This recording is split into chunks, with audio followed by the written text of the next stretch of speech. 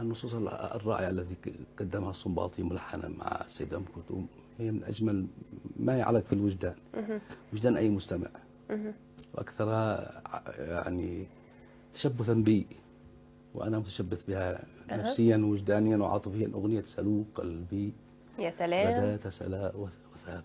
جميل جميل. إذا نسمعها من حضرتك. احنا طلباتنا كتير لكن معلش حضرتك معلش أكرم. معلش. بسم الله. سلوا قلبي غدا تسلا وثابا، لعل على الجمال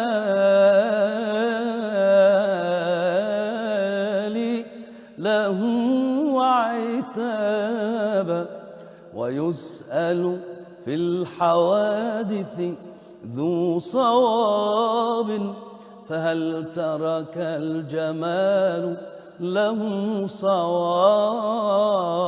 ويسأل في الحوادث ذو صواب، فهل ترك الجمال له صوابا.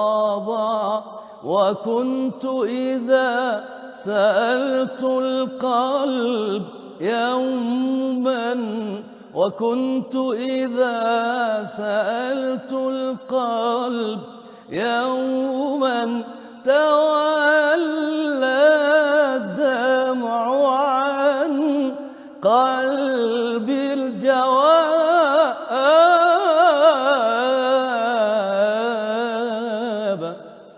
ولي بين الضلوع دم ولحم، هما ألواه الذي ثكل الشباب. تسرب في الدموع فقلت ولا، وصفق في الضلوع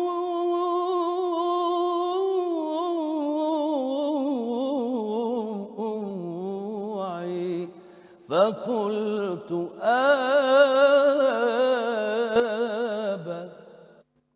الله أكبر، اللهم صل على محمد. طيب ليه الأغنية دي بالذات ليها مكانة خاصة في قلب عبد الرحمن العمري؟